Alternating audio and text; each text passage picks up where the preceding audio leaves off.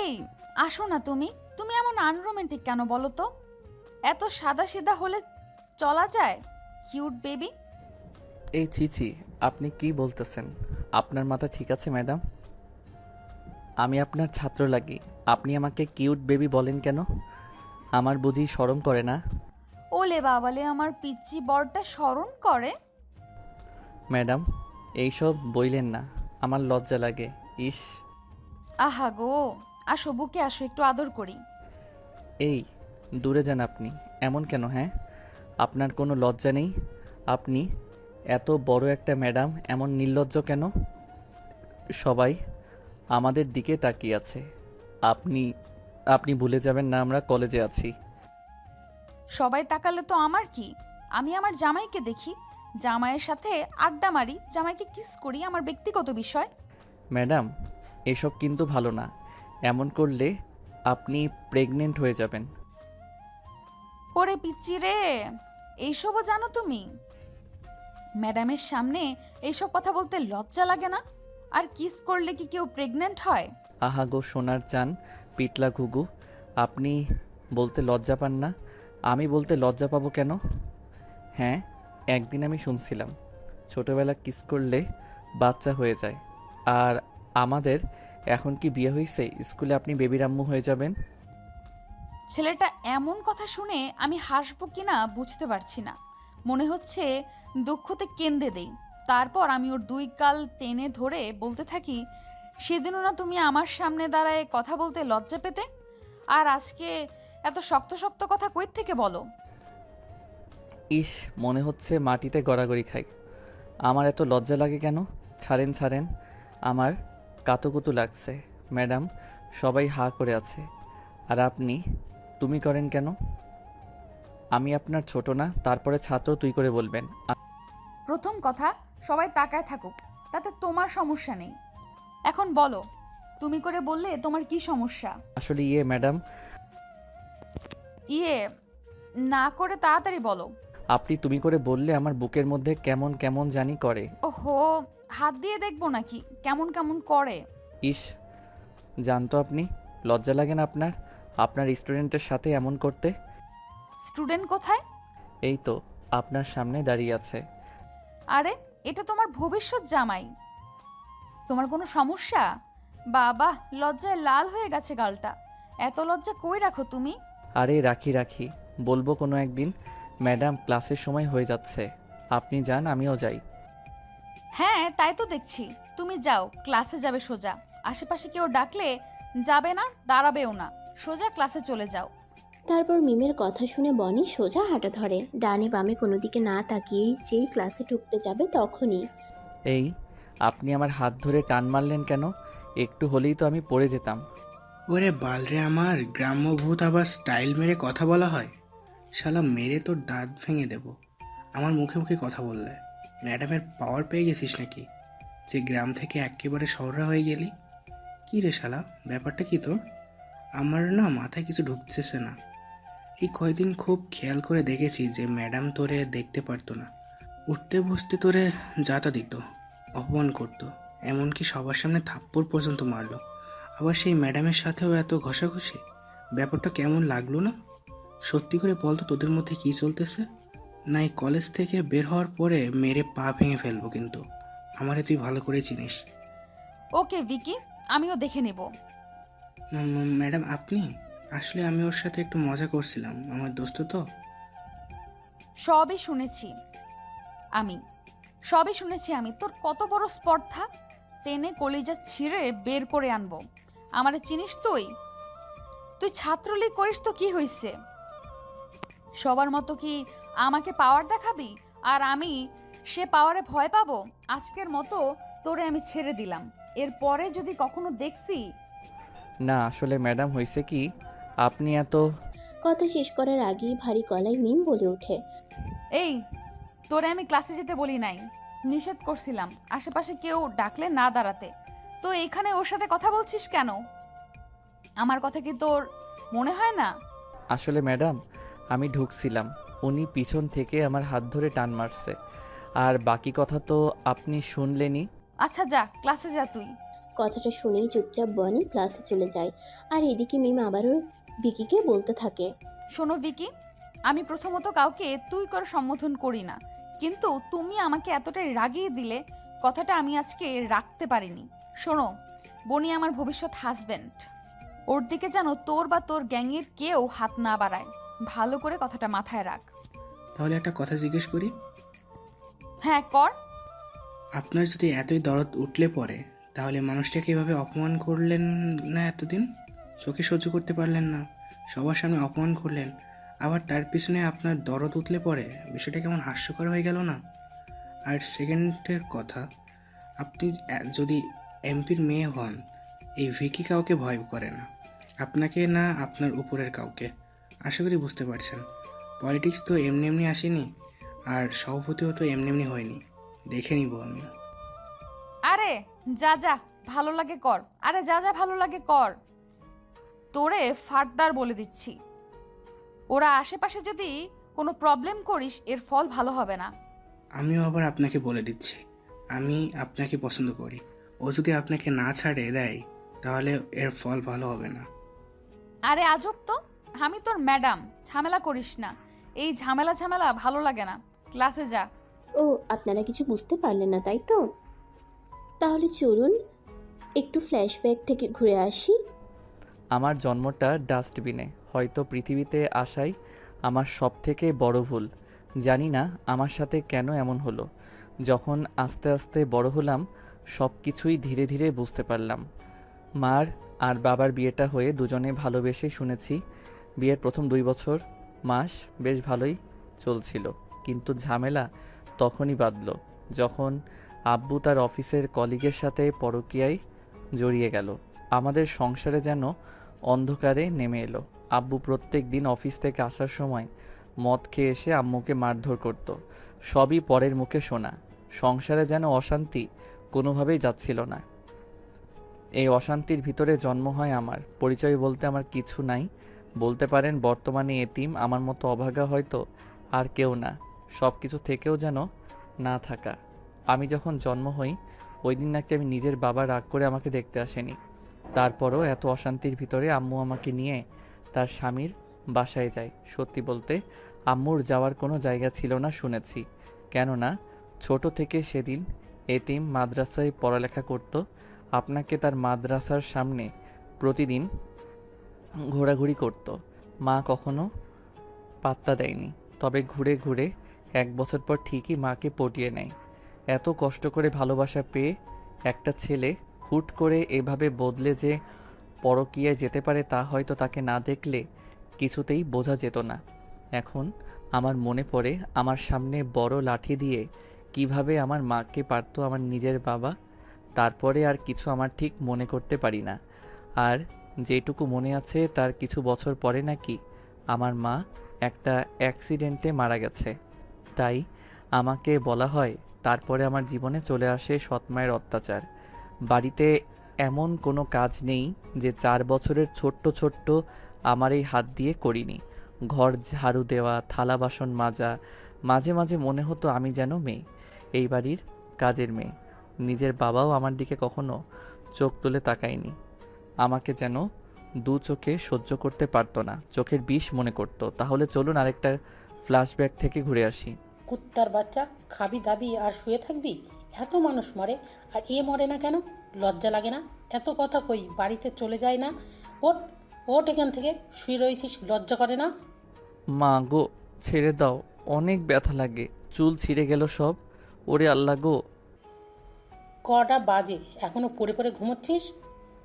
আমি তোর কখনোই আজান দিলে সাথে সাথে উঠে বাড়ির কাজের লেগে পড়ি। আমি আজকে আজান শুনতে পারিনি। আর বাইরে দেখো, এখনো অন্ধকার, জানালা দিয়ে আলো আসেনি। জানালা দিয়ে আলো আসেনি তো আমি কি করব? আজান দেওয়ার সাথে সাথে উঠে পড়বি, কয়েকদিন বলা লাগে? হ্যাঁ, ওরে আল্লাহ গো, জ্বলে গেল, পুড়ে গেল। এখন কেমন লাগে? আর উঠবি দেরি করে? না না, জীবনে না, আর কোনো দিন না। মাফ করে দাও আমারে। সোজা যাবি, টেবিলে থালা বাসন রাতে আছে, নিয়ে রান্নাঘরে যা, ভালোভাবে মাজবি, তারপর সারা বাসা ঝাড়ু দিবি, তারপরে দেখা গোসলখানায় কিছু কাপড় আছে, সুন্দর করে ধুয়ে ছাদে নেড়ে দিবি, তারপর 1 কাপ চা বানিয়ে নিয়ে গিয়ে আমার ডাকবি। আচ্ছা সব করব, কিন্তু গরম পানি করতে গেলে আগুন দেখলে আমার ভয় করে, আর এত রাত্রে ছাদে ভয় করে। কাপড় একটু পরে গিয়ে দেই। এত বড় সাহস আমার মুখে মুখে কথা বলে, আবার দেবো নাকি? না না, আচ্ছা। এরপর বনি লেগে পড়ে তার নিজের কাজে, আর এদিকে তার সৎমা রুমে চলে যায়। কি ব্যাপার, এত সকালে ওই রুমে চেঁচামেচি শুরু করছিলে কেন? কেন, দরদ উঠলে পরে? এমন চোর ঘরে রাখলে তো চেঁচামেচি হবেই। কালকে আমার আলমারি থেকে 500 টাকা চুরি করেছে, একটু মারতেই বললো টাকা দিয়ে নাকি ওদের যে আছে আর 2টা বাটুল তাদের সাথে খরচ করেছে। তাই বলে 500 টাকার জন্য এভাবে মারবে? আমার বলতে আমি দিয়ে দিতাম। হা হা গো, দরদ উঠলে পরে কার কপালে আমি পড়লাম, হায় আল্লাহ গো, আমার তুলে নাও। গোলামির পুরুত, আমি আর তোর ঘর করব না। তোর নিজের ছেলে না, তাই তো এমন করছিস। আর তো নিজের হলে কেমন করতিস? কই কই না কই গিয়া কার সাথে নষ্টি ফষ্টি করে জন্ম দিয়ে গেছে, সেটা আমার বসে বসে এখন টানতে হচ্ছে। কবে বের করে দিব? এরকম বেজন্মাকে আমার ঘরে রাখবো কেন? শুধু তোর অনুরোধে রাখছি, এখন টাকা চুরি করলেও বলতে পারবো না। কথাগুলো শুনে রহিম শেখ স্তব্ধ হয়ে যায়। সে তার মুখ দিয়ে আর কোনো কথা বলতে পারে না। এভাবে 5 মিনিট চলে যায়। চুপ কেন, এখনো বলবো? বুঝতে পারছি। আচ্ছা যা হয়েছে বাদ দাও, ঘুমিয়ে পড়ো। তারপর তারা দুজনে ঘুমিয়ে পড়ে, আর এইদিকে বনি কাজ করতে থাকে। সে তার ছোট ছোট হাতে সকল থালা বাসন মাজে, ঘর ঝাড়ু দেয়, তারপর কাপড়গুলো ধুয়ে রেখে দেয়। এখনও দিনের আলো ভালোভাবে পড়েনি বলে ভয়তে কাপড় নাড়াতে পারেনি। এভাবে দেখতে দেখতে 3 ঘন্টা চলে যায়। সকালে প্রায় 8টা বাজা বাজা ভাব, হুট করে কোথা থেকে যেন একটা ঝাড়ুর বাড়ি বনির পিঠে পড়ে। ও মা গো! কি রে, কত বাজে দেখছিস? 8টা বেজে গেছে। তোরে বলিস নাই তুই এর অনেক আগে গিয়ে আমার জন্য চা নিয়ে যাবি? সেই চা কই? আর কাপড়গুলো এখনো এখানে কেন? ওখানে থাকার কথা ছিল। আসলে মা ছাদে যেতে ভয় করে, আর আগুনের ভয়তে চা বানাতে পারিনি। এই, তোর ওই মুখে আমাকে মা বলবি না, বিয়ে জন্মার বাচ্চা কোথাকার। তুই জানিস না রিনি কি স্কুলে নিয়ে যেতে হবে? তোরে আমি কি বলেছিলাম, তাড়াতাড়ি ছাদে গিয়ে কাপড় নেড়ে দে। বারান্দায় পড়ে পড়ে ঘুমাচ্ছে ফকিন্নির বাচ্চা কোথাকার। তোর কি ঘুমানোর জন্য কেন রেখেছি? তারপর বনির সৎমা গিয়ে চা বানিয়ে বনির আব্বুকে 1 কাপ দিয়ে আসতে বলে বনিকে। আচ্ছা দাও, আমি দিয়ে আসি। তারপর আমি চা নিয়ে আস্তে আস্তে আব্বার রুমে যাই। আসবো আব্বা? হ্যাঁ আয়, ওখানে চা রাখ, এদিকে সরে আয়। এই, তোর টাকা লাগলে আমার কাছে আসতে পারিস না? তুই তোর মার টাকা চুরি করতে গেছিস কেন আলমারি থেকে? আমি তো কোনো টাকা নিয়ে নি।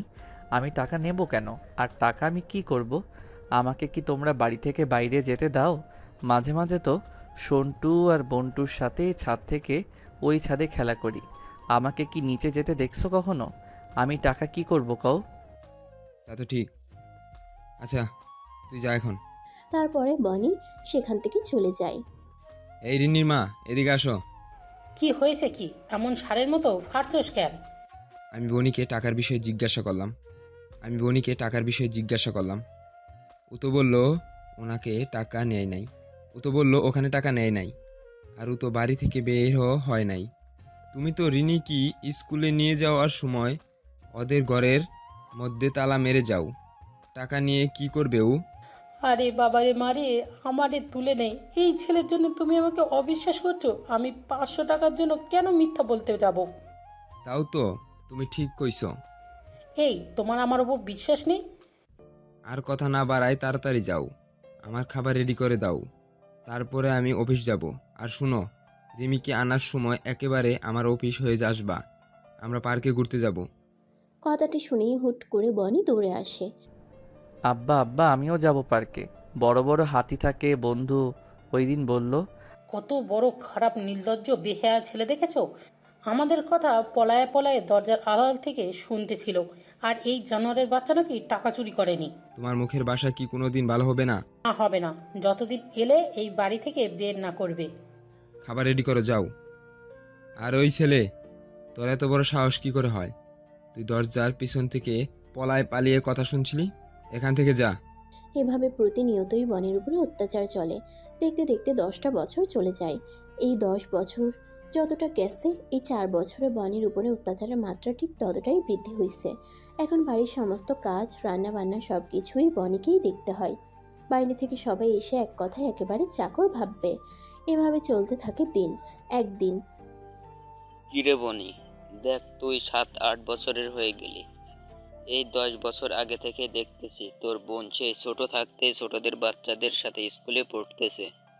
তুই এত বড় হয়ে গেলি, তোরা এখনো তোর বাপ মা স্কুলে ভর্তি করলো না কেন?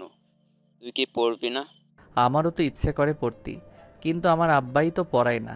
আর মার কথা নাই বলি, সবই জানিস তুই। এই 14-15 বছর ধরে তো দেখে আসতেছিস। কি করব এখন? তুই তোর বাপকে বল, ভালো করে বোঝা যে আমি স্কুলে পড়বো, ভর্তি করে দেন আমার। আচ্ছা, দেখি কি করা যায়। বিকালে কিন্তু মাঠে ম্যাচ আছে, খেলতে যেতে হবে। ও আপনারা ভাবছেন আমি ওর সাথে কি করে কথা বলছি? ও হলো আমার সেই ছোট্টবেলার বন্ধু বন্টু। আমার আর ওদের ছাদ একদম পাশাপাশি, একটার সাথে একটা লাগানো। এক ছাদ থেকে এক ছাদে খুব সহজেই যাওয়া যায়। সেই ছোট থেকে ওর সাথে এভাবে কথা হয়। প্রথম দিকে আমাকে বাসা থেকে বের হতে না দিলেও এখন আমি পলায় পলায় বাসা থেকে বের হই। আর আসার পর তো আছেই আমার সৎমা। আসলে সত্যি বলতে মানুষ সৎমা কেন বলে, অন্তত এখান থেকে বোঝা যায় এটা একটা ছেলের বাস্তব জীবন নিয়ে গল্পটা তুলে ধরা।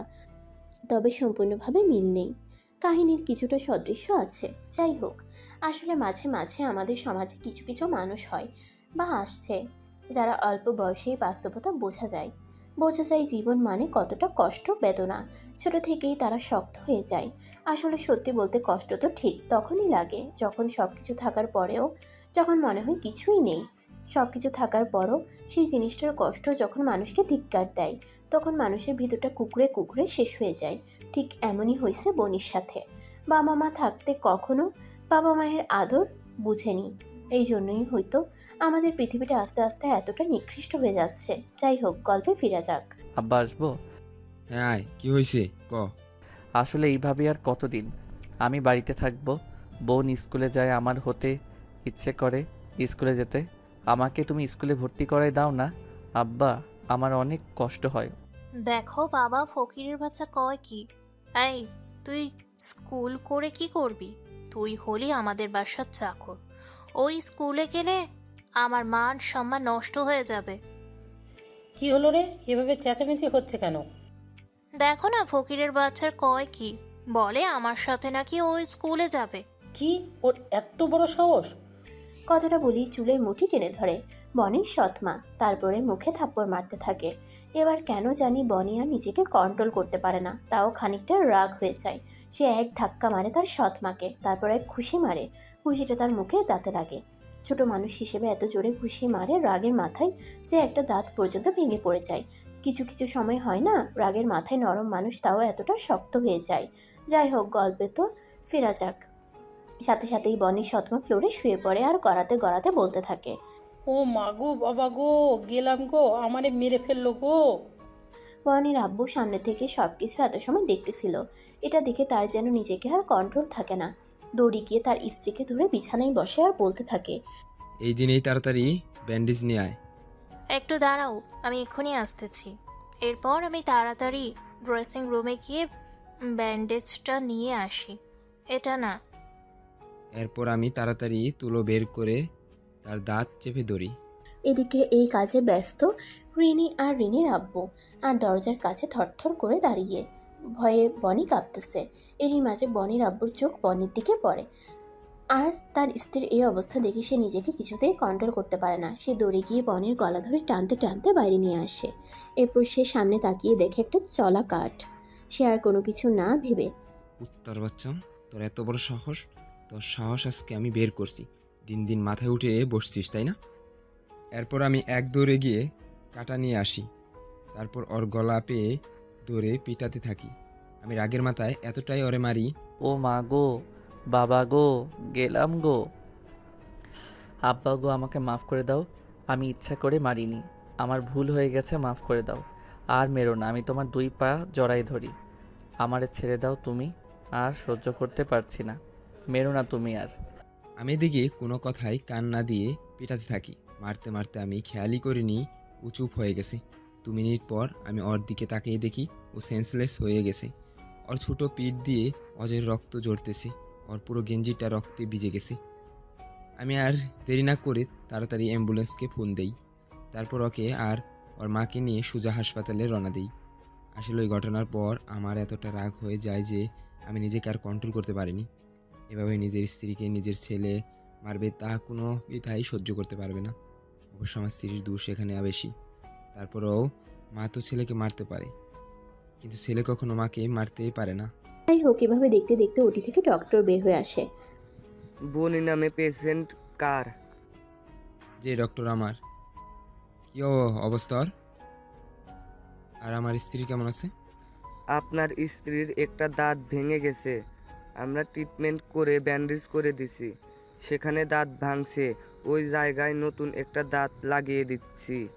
সে মোটামুটি সেফ, তাকে কেবিনের শিফট করে দেওয়া হয়েছে।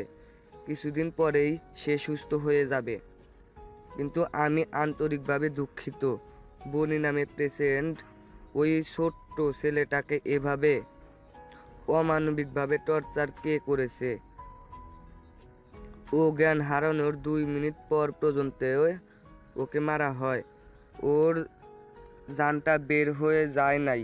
আল্লাহর কাছে কৃতজ্ঞতা জানান। ওর অবস্থা খুবই ক্রিটিক্যাল। 72 ঘন্টার মধ্যে জ্ঞান না ফিরলে she is dead. Extremely sorry, বাকিটা আল্লাহর হাতে। কথাগুলো বলেই রিনি যেন খুশিতে আত্মহারা হয়ে যায়। সে দৌড়ে তার মায়ের কেবিনে চলে যায়। সমস্ত ঘটনা তার মাকে খুলে বলে। তার মা সেই যেন চাঁদ হাতে পাইছে এমন অবস্থা। খুশিতে তারা আত্মহারা।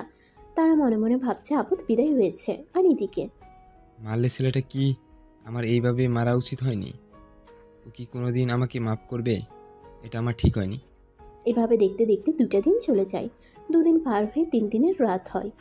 ঠিক 63 ঘন্টা তখন বনির জ্ঞান ফিরে আসে। এ কি, আমার এই অবস্থা কেন? আমি পিঠে এত ব্যথা করতেছে কেন? ও মাগো, আমার কি হলো? ঠিক তখনই বনির সকল ঘটনা মনে পড়ে যায়। সে মনে মনে সিদ্ধান্ত নেয় সে আর ওই বাড়িতে ফিরবে না। সে আস্তে আস্তে উঠে নিজের হাতের স্যালাইন খুলে। ছোট্ট একটা ছেলে, ভাবা যায় 15 বছরের ছেলেকে ছোট বলা যায় না, তারপরও এই হিসেবে ছোট। তারপর আস্তে আস্তে সবার চোখের আড়ালে হাসপাতাল থেকে বের হয়ে যায়। এভাবে রাতটা পার হয়ে দিন হয়ে যায়। সকালবেলা হ্যালো, আসসালামু আলাইকুম। কে বলছেন? আমরা এইচ হাসপাতাল থেকে বলতেছি। আপনার একটা পেশেন্ট ছিল বনি নামে, তাকে কালকে রাত থেকে খুঁজে পাওয়া যাচ্ছে না। আপনি একটু কষ্ট করে হাসপাতাল আসবেন। কি বলেন আপনি? আমি এখনই আসতেছি। তারপর আমি সোজা হাসপাতালের উদ্দেশ্যে রওনা দিই। ঘণ্টাখানিক পর পৌঁছে যাই। মিস্টার চৌধুরী, আমরা আন্তরিকভাবে দুঃখিত। আসলে কালকে রাতে আপনার পেশেন্টের জ্ঞান ফিরে আসে, তা আমরা কিভাবে বুঝতে পারি নাই। আর এভাবে যে সেই সময় ফিরে আসবে জ্ঞান, তা আমাদের ধারণার বাইরে ছিল। আমরা এটা শিওর ছিলাম তার জ্ঞান ফিরে 48 ঘন্টার মধ্যে ফিরবে। কিন্তু তার যদি জ্ঞান 48 ঘন্টায় ভিতরে না ফেরে, 48 ঘন্টার মধ্যে ফেরার পার্সেন্টেজ মাত্র 5% ছিল। কিন্তু অবিশ্বাস্যভাবে সেটাই হলো। কালকে রাত ঠিক 3টার সময় তার জ্ঞান ফিরে আসে। যখন ভোর ভোর ভাব হয়, হাসপাতালের দরজা খোলা হয়, সে সবার আড়ালে হাসপাতাল থেকে বের হয়ে যায়। এটা আমরা পরে সিসিটিভি ক্যামেরার ফুটেজ দেখে জানতে পারি। এই যে আপনার সামনে ফুটেজটা আছে, আপনি দেখেন। তারপর বনির বাবা চুপচাপ সে ফুটেজটা দেখে। তা নিজের অজান্তে তার চোখ দিয়ে ফোঁটা পানি পড়ে যায়। আসলে এখন কান্না করে কোনো লাভ নেই। এই পৃথিবীতে থাকতে দাম নেই। চলে গেলে সবাই এরকম অভিনয় করে। যাই হোক, এখন আমরা ফ্ল্যাশব্যাক থেকে বের হই। হ্যাঁ, ওই দিন আমার জীবনের নতুন যাত্রা হয়। আমি হাসপাতাল থেকে বের হয়ে এত সকালে কই যাব বুঝতে পারি না। আমার মতো ছেলে পৃথিবীতে বেঁচে থেকে বা কী হবে? এরপর বনি মনে মনে সিদ্ধান্ত নেয় সে আত্মহত্যা করবে। ব্রিজের একটা ধারে গিয়ে পানির দিকে এক নজরে তাকিয়ে থাকে। যেই ঝাঁপ মারতে যাবে তখনই একটা বয়স্ক চাচা আসে আমাকে ঝাপটে ধরে। ছেলে, তুমি কি পাগল হয়ে গেছো? এসব কি করছো ছোট একটা ছেলে? আমি লোকটার প্রতি উত্তরে শুধু তার দিকে অপলক দৃষ্টিতে তাকিয়েছিলাম। কি ব্যাপার বলছো না কেন?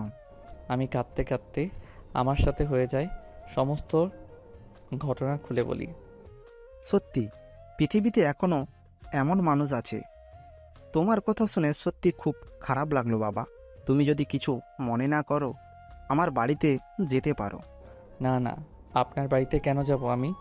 তোমাকে দেখে তো অনেক অসুস্থ মনে হচ্ছে, পিঠে এত ব্যান্ডেজ। তুমি সুস্থ হও, তারপরে দেখো কি করবা। এটা আমার দায়িত্ব। নরম সুরে। আসলে সত্যি এখন এই সমাজে কিছু কিছু মানুষ আছে, দেখবেন কেউ বিপদে পড়লে কোনো কিছু না ভেবেই তার উপকার করতে চলে যাবে। আসলে এদের জন্যই হয়তো আজকে মানবতা বেঁচে আছে। এরপর জোর করে সে আমাকে তার বাড়িতে নিয়ে আসে এবং থাকতে দেয়, এবং চাচি আমাকে দেখে খারাপ লাগার বদলে অনেকটা খুশি হয়। সমস্ত কথা শুনে আমি তো অবাক হয়ে যাই। তারা নিজের ছেলের মতো আমার যত্ন করতে থাকে। তাদের যত্নকে আমি কিছুদিনের মধ্যেই সুস্থ হয়ে যাই। এরপর একদিন চাচার চাচি আমার কাছে আসে। আসলে চাচা চাচির এই পৃথিবীতে আর কেউ নেই, একটা মেয়ে বাদে। তাদের একটা 8 বছরের ফুটফুটে পরীর মতো মেয়ে আছে। বাবা, এখন কি করবা তুমি? তোমার জন্য আমি একটা কাজের ব্যবস্থা করছি, করবা কি তুমি? দেখো, আমি যদি সুস্থ হতাম তোমাকে কোনো কাজ করতে দিতাম না বাবা, কিন্তু অসুস্থ শরীরে আমার পক্ষে আর হচ্ছে না। আর তোমার তো স্বপ্ন অনেক বড়। আমিও চাই যে মানুষগুলো তোমার সাথে এমন অন্যায় করলে। তাদের এই কথা শুনে আমার মন ভুল যেন আরও বৃদ্ধি হলো।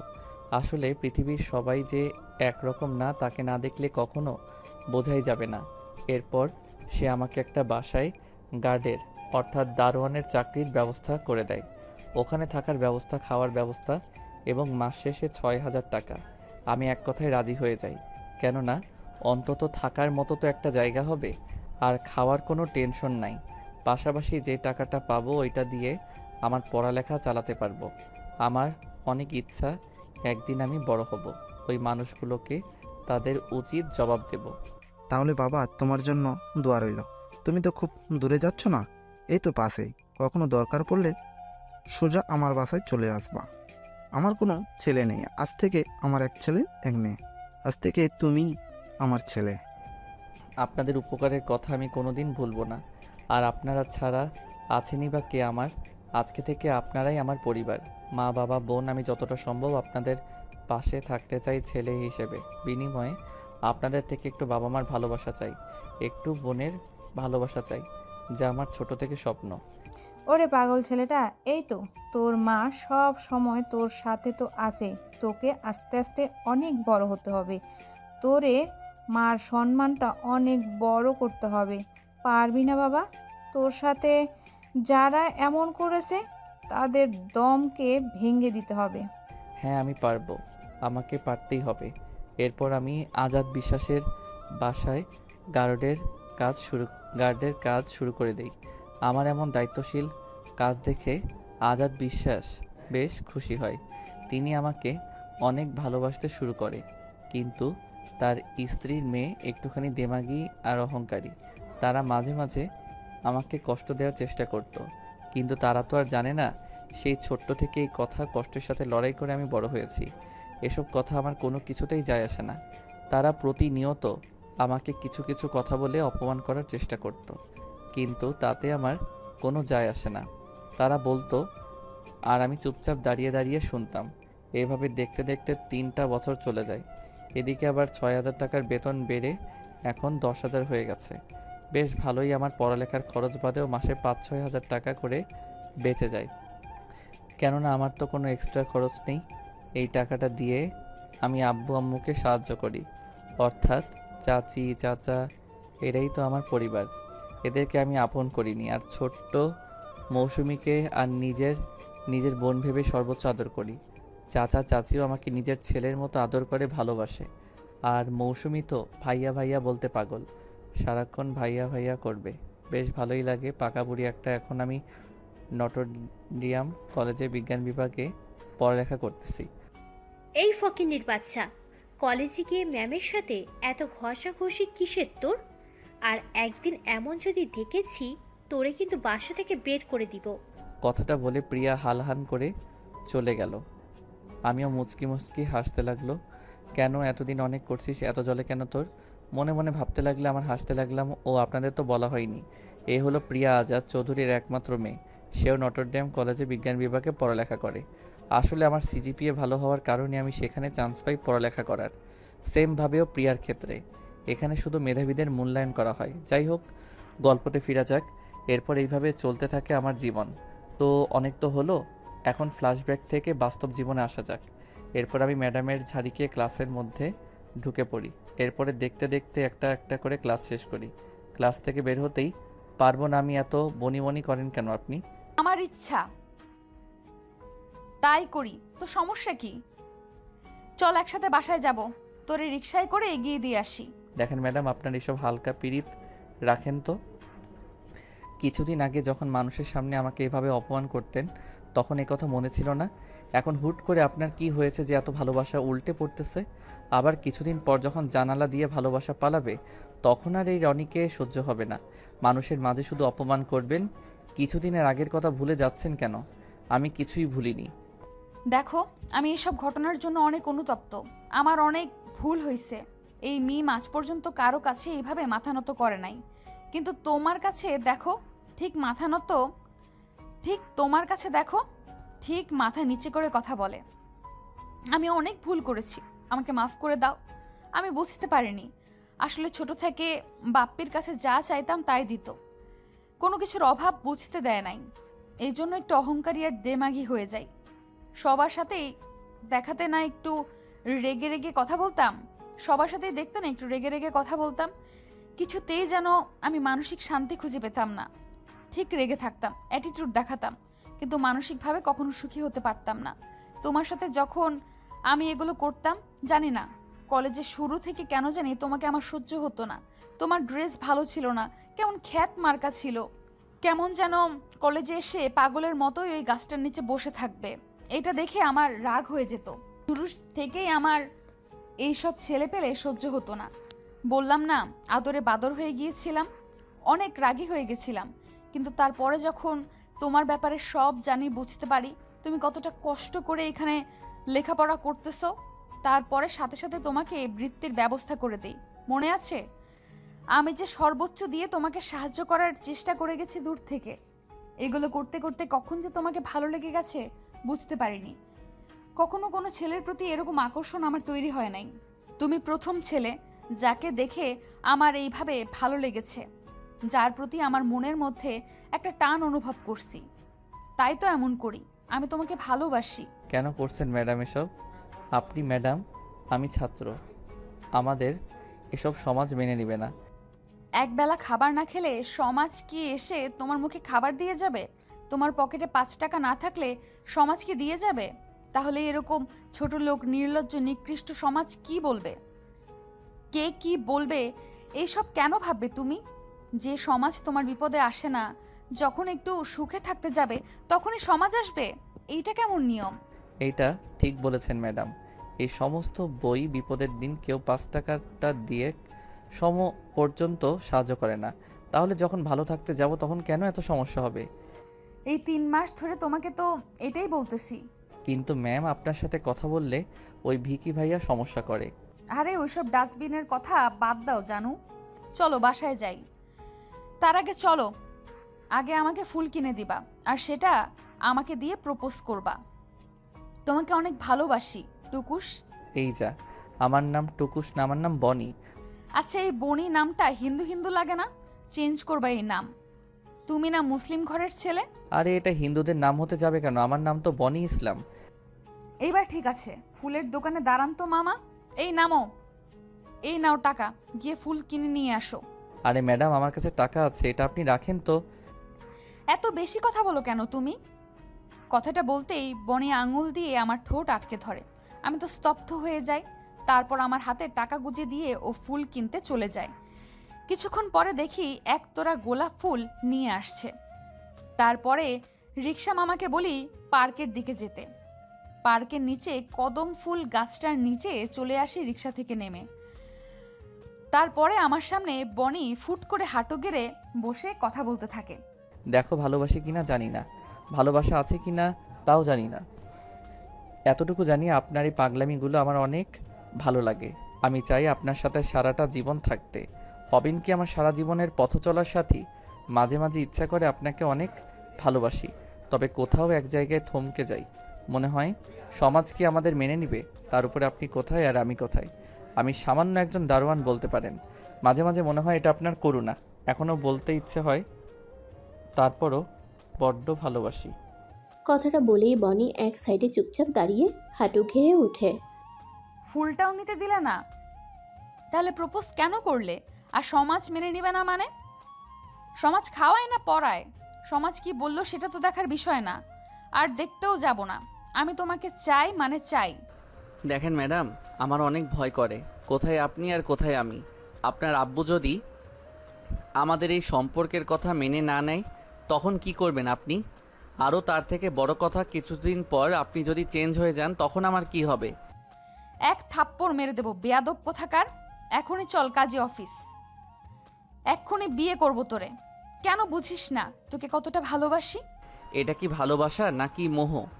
যা, তোরে আমারে ভালোবাসা লাগবে না, আর আমার সামনেও তুই আসবি না। ম্যাডাম, এভাবে রাগ করছেন কেন? আমি তো কথার কথা বলছি। এই কুত্তা, কেবল তুই আমারে প্রপোজ করলি, আবার ম্যাডাম কোন সাহসে ডাকিস? আরে ওইটা আবেগে হয়ে গেছে। আমি অত শত বুঝি না। করলি কেন? আমি বলছি ফুল কিনবো, তুই প্রপোজ করলি কেন? এটার কোনো মাফ নেই, এর শাস্তি তোকে পেতেই হবে। এইটার আবার কি শাস্তি? আমি অত শত জানি না। এখন আমার কিন্তু ভয় করছে। কেন, আমি বাঘ না ভাল্লুক? আপনি তার থেকেও ভয়ঙ্কর। কি? সত্যি তোর আমি একদিন মাইরা ফেলবো। শোন, ভালোভাবে বলছি, আজকে থেকে বউ বলে ডাকবি, না হয় তোরে আমি খুন করে ফেলবো কিন্তু। ওরে আল্লাহ, মেয়ে কি বলে? আপনার মাথা ঠিক আছে? যান তাড়াতাড়ি ডক্টর দেখান। ওকে জানটু, দেখাবো। আমি এবার যান কখন বললাম? ওই যে বললে যান, তাড়াতাড়ি ডাক্তার দেখাও। ওরে আল্লাহ রে, আমি বলছি আপনি যান ডাক্তার দেখান তাড়াতাড়ি। ওই একই হলো, 20 টাকাও যা 20 টাকাও তা, বুঝছো ডার্লিং? এই যা থুক্কু ডাললং। আপনার সাথে থাকতে থাকতে আর কত কি যে শিখবো আল্লাহই জানে। অনেক কিছু জানটুস। ম্যাডাম হতে পারি, কিন্তু রোমান্টিক এর দিক থেকে পাক্কা আছি। ভাগ্য করে বউ পাইছো একটা, এমন রোমান্টিক বউ কয়জনের কপালেই বা জোটে? এই যা, আপনার লজ্জা শরম নেই? আমি বিয়ে করলাম কবে, বউ হলো কবে? আরে বলে কি, তুমি তো আমার 10টা না 5টা না একটা মাত্র পুটুসের আব্বা। এখনো বিয়ে করতে পারলাম না, আব্বা হয়ে গেলাম কেমনে? কি বাসর করলাম কই? এই ছোট্ট একটা ছেলে বাসর ঘরের কথাও জানো? বাহ বাহ, কিয়া হুয়া। এই কেন, বাসরের আগে কি বাচ্চা হয় না? এই কোন দুনিয়ায় আছি রে ভাই, কেমনে হয় বল তো শুনি আমি। আরে হয় হয়, মনের চোখ দিয়ে দেখতে হয়, তাহলে হয়, বুঝছো? আমার জুনিয়র জামাই একেবারে কিউটের ডিব্বা, মনে হয় খেয়ে ফেলি। আচ্ছা, এই যে আমি কি খাবার জিনিস যে আমাকে খাবা? তুমি করে বলবা। এই তো লক্ষ্মীটি, এইভাবে সারা জীবন আদর পাবো তো? সারাটা জীবন এইভাবেই আগলে রাখবো, তুমি শুধু দেখতে থাকো। তারপর তারা এভাবে দুষ্টামি করতে করতে একই রিকশায় বাসার দিকে রওনা দেয়। তারপরে বনিকে তার বাসার সামনে রিকশা থেকে নামিয়ে দিয়ে ম্যাম তার বাসার দিকে রওনা দেয়। তবে এসব ঘটনা উপর থেকে প্রিয়া ভালোভাবেই লক্ষ্য করে। এভাবে তাদের দিন চলতে থাকে। প্রতিদিন মিম কলেজে যাওয়ার সময় বনিকে সাথে করে নিয়ে যায়, আবার কলেজ থেকে আসার সময় বনিকে সাথে করে আনে। অনেকেই মিমের এই বিষয়টা মেনে নিতে পারে না, কিন্তু মিমের আব্বুর জন্য কিছু বলতে পারে না। এভাবে দেখতে দেখতে 5টা মাস চলে যায়। এই 5 মাসে বনি যেন মিমকে ছাড়া প্রায় অচল হয়ে গেছে। তাকে উঠতে বসতে প্রতিটা সেকেন্ড মিমকে লাগে। মিমকে ছাড়া সে যেন কিছুই কল্পনা করতে পারে না। এভাবে 4 দিন চলতে থাকে। কই যাচ্ছিস? না, আসলে কলেজে যাব। আমিও যাব, আমার সাথে চল। ম্যাডাম আসবে, উনি তো আমাকে প্রতিদিন নিয়ে যায়। ফকিন্নির বাচ্চা, তোর কত বড় সাহস আমার মুখে মুখে কথা বলিস? এই কথা বললে বাপিকে বলে বাসা থেকে বের করে দিব। তুই ভুলে যাস না, আমাদের টাকায় তুই আর তোর পরিবার চলে। চুপচাপ আমার সাথে চল। ম্যাডাম আপনি কেন সেটা এমন করতেছেন? মিম ম্যাডাম দেখলে কিন্তু অনেক রেগে যাবে। আরে কে না কে রেগে গেল তাতে আমার কি? আমি কাউকে ভয় পাই না। তোকে যেতে বলেছি, চল। এই রিস্কা যাবে? কই যাবেন? এই তো গভর্নমেন্ট কলেজ। ভাড়া কিন্তু 50 টাকা লাগবে। ওরে বাবারে, ভাড়া 50 টাকা নেবেন? 20 টাকা ভাড়া, সর্বোচ্চ দিলে 30 টাকা দিতে পারি। গরিব মানুষ কাজ করে খায়, একটু বেশি দিলে কি আপনার গায়ে বেঁধে যাবে? কেন দিব? যেটা ভাড়া সেটা দিব। মানুষকে এইটাও মাথায় রাখা উচিত, কাউকে উপকার করতে গিয়ে যেন সে নিজে ভিখারি না হয়ে যায়। তার কথায় আমি কি বলবো আর উত্তর দিলাম না। তারপর দেখি সে রিক্সাকে সে যেতে বলে, পিছন থেকে আরেকটি রিক্সাকে ডাক দেয়। ঠিকই সে 20 টাকা দিয়ে আমাকে নিয়ে কলেজে চলে আসে। বুঝি না মাঝখানে আমার লাভ। একবার ম্যাডামের জন্য আমার যাওয়া আসা ভাড়া লাগে না, আবার এখন ইনি শুরু করছে। আসলেই সুখগুলো কি আমার সহ্য হবে? আর এত বড় লোকের মেয়ে 30 টাকার জন্য কিপটামি করলো। আসলে সমাজে কিছু এমন হয়, ভুল হবে কিপটা বললেও। আসলে যে যতটুকু প্রাপ্য তাকে ততটুকুই দিতে হয়, মূল্যায়ন করতে জানে না এর বেশি দিলে। এই নাম, চলে এসেছি। আমি আর কোনো কথা না বলেই রিক্সা থেকে নেমে চুপচাপ কলেজের মধ্যে ঢুকে যাই। এইভাবে 1 ঘন্টা পার হয়ে যায়। মোটামুটি কলেজে সবাই চলে আসছে। একটু পরে দেখিয়ে মেয়ে ম্যাডাম কলেজের গেট দিয়ে ঢুকতেছে। তার মুখে স্পষ্ট রাগী ভাবটা বোঝা যায়। সেই সোজা যাইতে যাইতে ডান দিকে যে তাকায় আমাকে দেখতে পায়, সে আমার দিকে হন হন করে এসে ঠাস ঠাস করে 3টা থাপ্পড় মেরে দেয়। আমি আমার নিজের গাল ধরে দাঁড়িয়ে থাকি। কলেজের সবাই আমাদের দিকে ড্যাব ড্যাব করে তাকিয়ে আছে। আমার চোখ দিয়ে তখন নিজের অজান্তেই টপ টপ করে 2 ফোঁটা পানি পড়ে যায়। আমি সবার আড়ালে হাত দিয়ে পানিটা মুছে ফেলি, কেননা আমার হাত গালে ছিল। সবার সামনে মিম এমন একটা কাজ করবে আমি ভাবতেই পারিনি। এরই মাঝে মিম বলে ওঠে, তোর কত বড় সাহস, আমাকে না নিয়ে চলে আসছিস কেন? তুই আসতে পারবি না আমাকে ফোন করে বলতি। আমাকে কেন শোনা লাগলো তুই অন্য মেয়ের সাথে এক রিক্সা করে কলেজে আসছিস? আসলে মিম, তুমি আমাকে ভুল বুঝতেছো। তুমি যা ভাবছো একদম তা না। আসলে হয়েছে কি কি হবে সেটা তো আমার দেখার বিষয় না। কথা হচ্ছে তুই অন্য মেয়ের সাথে কলেজে এক রিক্সায় কেন আসলি, আবার সেটা আমাকে অন্যের মুখ থেকে কেন শোনা লাগলো? কাজটা ভালো করলি না। কথাটা বলে আমি টিচার্স রুমে চলে আসি। আসলে যে ছেলেটার জন্য আমি নিজের সর্বোচ্চ দিয়ে দিলাম, এই ছেলেটা কি করে পারলো অন্য মেয়ের সাথে একই রিক্সায় কলেজে আসতে? তার কি একবারও বিবেক কাঁদলো না? আরে আজব তো, আমি প্রিয়ার সাথে কলেজে আসলাম এইটা মিম কিভাবে জানলো? মিম তো কলেজে ঠিক কারোর সাথে মেশে না। এই কথা কিভাবে তার কানে গেল? আমি এসব কথা মনে মনে ভাবতেছি, ঠিক তখনই প্রিয়া আমার কাছে এসে হালকা কাশি দিয়ে বলে, কি কেমন দিলাম? ম্যাডামের সাথে বেশি ঘষাঘষি, বেশি ক্লোজ হওয়া, তাই না? এবার শালা বোঝ, কত ধানে কত চাল। আমি প্রিয়ার কথাগুলো শুনে তার দিকে তাকিয়ে একটা মুচকি হাসি দেই। তারপর ওখান থেকে চলে আসি। আরে আজব তো, এটা মানুষ না অন্য কিছু? মোচকাবে তবু ভাঙবে না। আমি এখনও হিসাব মিলাতে পারলাম না, প্রিয়ার সাথে তো মিমের কোনো যোগাযোগ নেই। আসলে মাঝে মিম আমাকে অনেক চেষ্টা করছে একটা ভালো জবের ব্যবস্থা করে দিতে। আমি ওখানে ইচ্ছে করেই যাই নাই, কেননা আঙ্কেল আমাকে অনেক বেশি ভালোবাসে। ভাবছিলাম এখানে আর কয়টা দিনই আছি, এখানেই থেকে যাই।